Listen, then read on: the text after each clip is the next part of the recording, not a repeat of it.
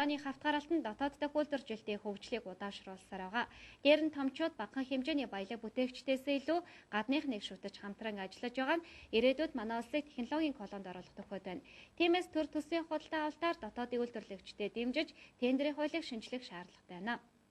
90-ад оны шинжлэх ухамсарлын хөдөлгөөнөөр дотоодын байсан томоохон үйлдвэрүүдэд хаалгаа өргөд хүргэснээр бид түүхэндээ нэг алдсан. Үүнээс хойш өөрсдөө бүтээгдэхүүн бий болгож чадахгүйгээс импортын бараг дэмжиж гадных нэг шүтснээр өнөөдрийн зах зээл дээр харь бүтээгдэхүүн хагчаад байгаа. Тэгвэл өнөөдөр бид алдаан дээрээс суралцж дотоодын үйлдвэрлэлүүдэд дэмжиж шинэ эдийн засгийн эрийн үе давлгаараа хүч төрөө орох зайлшгүй шаардлагатай байна. Үгүй бол өнөөдөр чавтгаарсан импортын бараан дунд үндэсний үйлдвэрлэл сэргийж усгад хүндхэн хിവэр байгаа.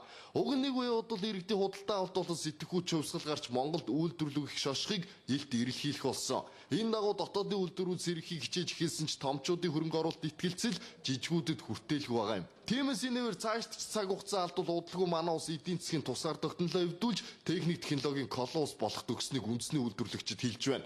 Мөн дотооддоо үйлдвэрлэх боломжтой бүтээлийг гадаадаас өндөр үнээр импортлох байхыг уриалсан, харин үндэсний баялаг бүтээгчдэд дэмжихэд төр төсвийн өрөнгийг дотооддоо үлдээж худалдаа авалт хийх шаардлагатай байна. Дээр нь тендерийн тухай хуулийг шинжилж салхи оруулахгүй бол бизнес эрхлэгчдэд тавьж байгаа босго хэтэрхий өндөрдөж байгааг шүүмжиллээ. Энэ үндэсний аж үйлдвэрийн салбарыг сүрүүлж мөхөөсөн энэ тендерийн хуультай холбоотой асар их хэл ам хэрүүл урвал Монголын нийгэмд бол явагдж байгаа. Энэ тендерийн хууль бол өнөөдөр гадаадын үйлдвэрлэгчдийн эрх ашгийг хамгаалсан. За энэ төсвийн буюу монголчуудын татварын мөнгийг захиран зарцуулах төрийн албан хаагчдын эрх ашгийг хамгаалсан. Тийм ээ? Ийм дүр зурглуу бол ороод ирсэн бол байгаад байгаа хамгаалаад байгаа маа.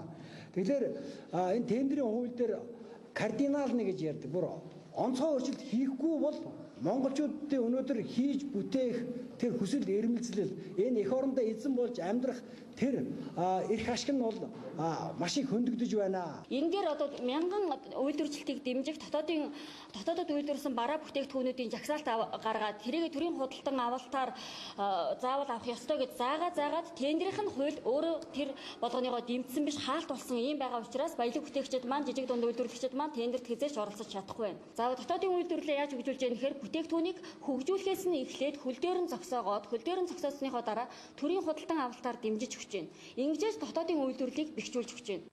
Монгол түмний нарийн ухаан дэлхийд гайхагдаж байдаг шиг өнөөдөр манай улсын шин чадварлаг зохион бүтээгч баялаг бүтээгчид хэдэн арваараа бий. Гагцгүй тэдний боломжийг нээж өгч харилцаа ажилтгүй нь дотоодын ажлын байрыг хөмж хөрөнгө орлогыг гадагшлуулснаар гадаадын цалинг нэмэгдүүлж байгаа юм. Уг нь бол өнгөрснийг бодвол өнөөдөр бид аж үйлдвэрээ хөгжүүлэх салбар яамыг хүртэл ангаар нь байгуулсан. Яамын үйл хэрэг бодлогын хүрээнд асуудлуудыг халж чадна гэж баялаг бүтээгчид харж байсан. Гэвч нөхцөл байдал өнгөрсөн 25 жил шиг цаашд хэдэн жил үргэлжлэж мэдтгэхэр болчихсон байгаа. Тэгэхээр нэгэнд гол мас болох иргэд үндэсний үйлдвэрлэлээс сэргээхийг хүсч худалдаа авалт хийхээр эрэлтийг өндөрсгөж эхэлсэн бол яалтчгүй нийлүүлэлтийг бүрдүүлэх ёстой. Ингээд төр засаг болон бусад байгууллагууд харилцан нэг нэгнээ дэмжиж итгэлцэх зарчмаар ажиллах хэрэгтэй байна. Хэрэв өнөөдөр шиг тендерийн босгоо өндөр тогтоож Монголын залуус баялаг бүтээж эхэлсэн ч гадных нэг шүтснэр төсвийн өрөнгөөр гадаад худалдаа авалт хийсээр байвал ирээдүйдээ ч манай улс эдийн засгийн хямралтай нүүр тулсаар авах болно гэж үйлдвэрлэгчид хэлж байна.